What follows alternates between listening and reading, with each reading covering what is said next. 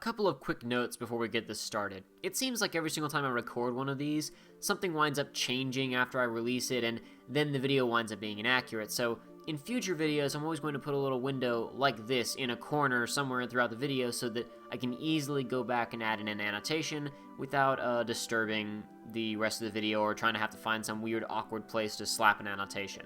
The other note, the resolution will be changing around a bit during this video because in some places I'm going to be using high definition 1080p footage, and in a couple other places I'll be using much lower resolution footage taken from a video where we actually have subtitles of what the Japanese developers were saying during the original live stream. So if the resolution seems to drop here and there, that's why. It's because I've actually switched what footage I'm using. Also, I should probably address this because I've seen a lot of people around the internet leaving comments about this. The world that we see in this walkthrough video is somewhat barren and devoid of stuff going on in it. In the live stream, the developers said this was because they intentionally turned off a lot of enemy encounters and story events and things that would trigger missions and cutscenes within the world because they didn't want to show any of that stuff right now. They just wanted to have the character walking through the world without any disturbances to get a full sense of the scale. While it is, of course, possible that they're lying in an attempt to make the world seem more dense than it actually is, just take that into consideration before passing judgment on what we see in this video. Okay, now let's get on to the stuff you actually came here for. Here's how the gameplay works now. Some of the action elements have been changed, seemingly to make the game a bit more like a traditional Final Fantasy game.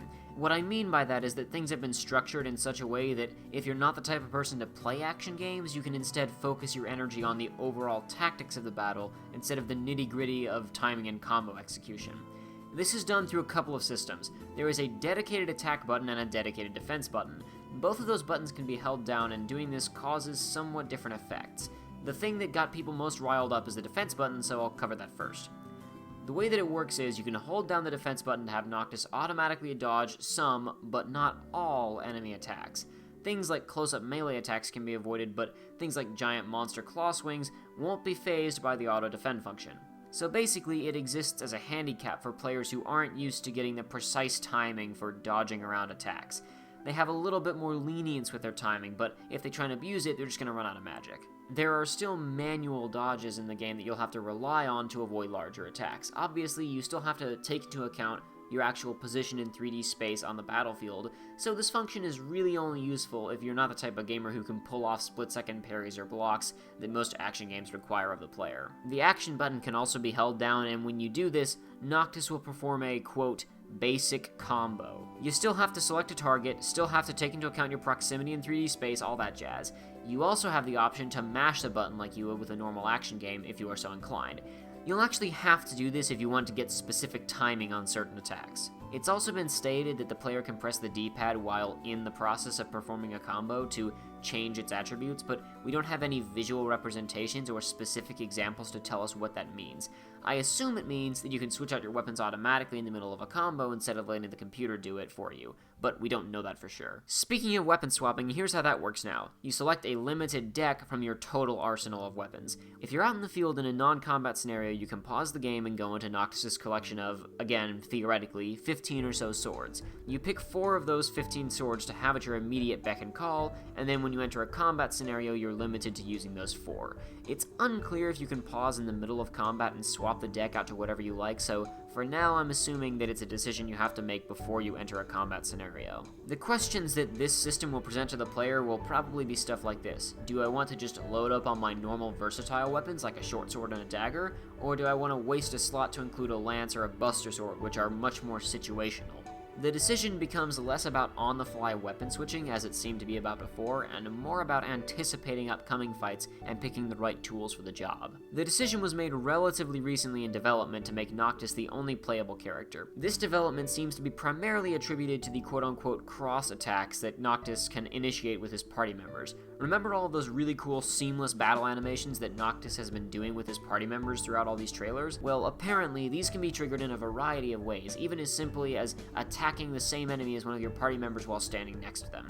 These attacks can be chained and they're highly situational, and there's lots of them. It seems like the burden of making functional cross attacks for Noctis and all of the party members was more than enough to keep the development team busy, and they didn't want to develop similar attacks for all of the members of the party to have with each other. You know, they've got more than enough here already with Noctis having to have all these cross attacks with the members of the party. Don't need to have members of the party individually having cross attacks between each other.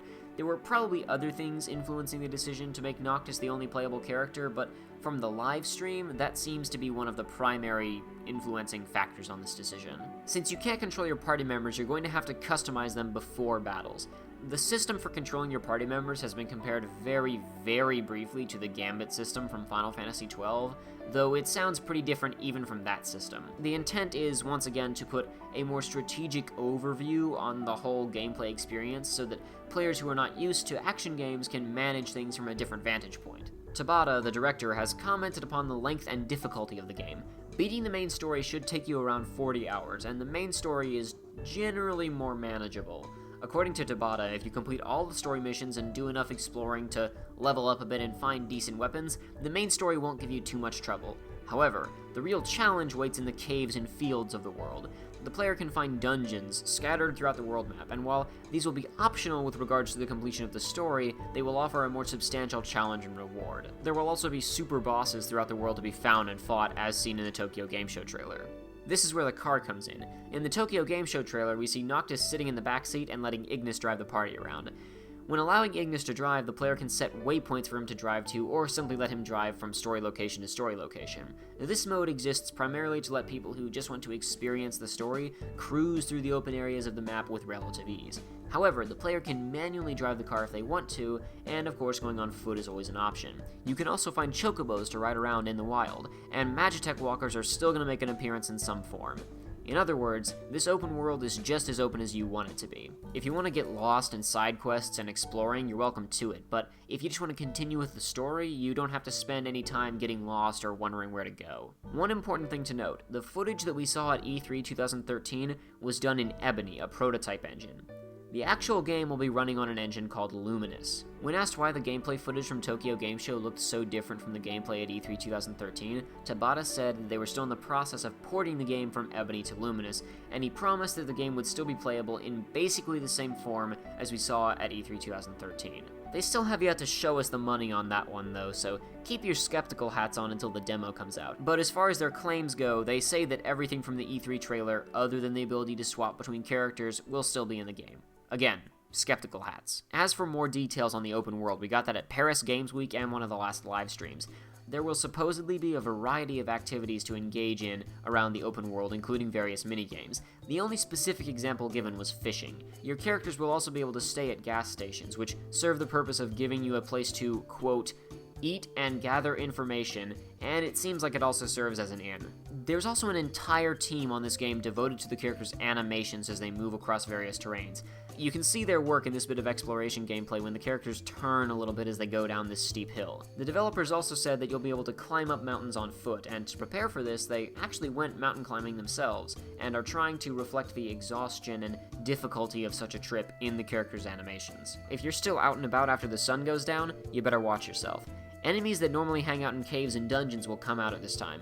If you don't want to fight them, it's probably a good idea to set up a camp somewhere or head for an inn. Additionally, if you go too many nights without stopping to sleep, your party's condition will slowly deteriorate on its own. One final note, the Dosuke region, the area that the demo will be taking place in, is approximately 10% the size of the game's map.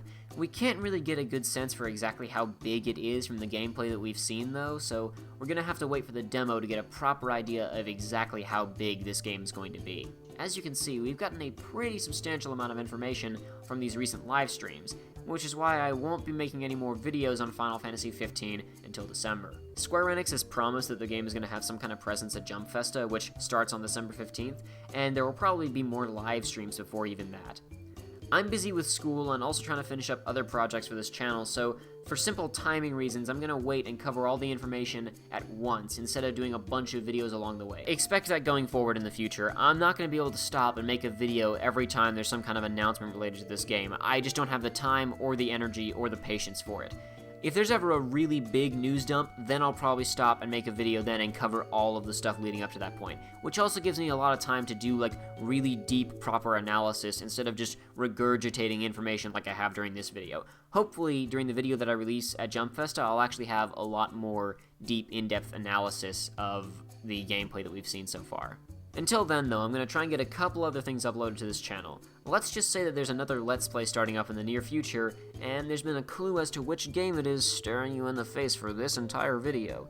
But if you're uninterested in my other content, be sure to check back in December for further coverage of Final Fantasy XV. See you then. But hey, if you're unfamiliar with my previous coverage of Final Fantasy XV, you might want to check out some of my other videos, where I cover previous versions of the gameplay that we've seen, and more about the story and actual development cycle of the game. So if you're curious about the story and the origins of the game, you can click on that link right there in the top right-hand corner.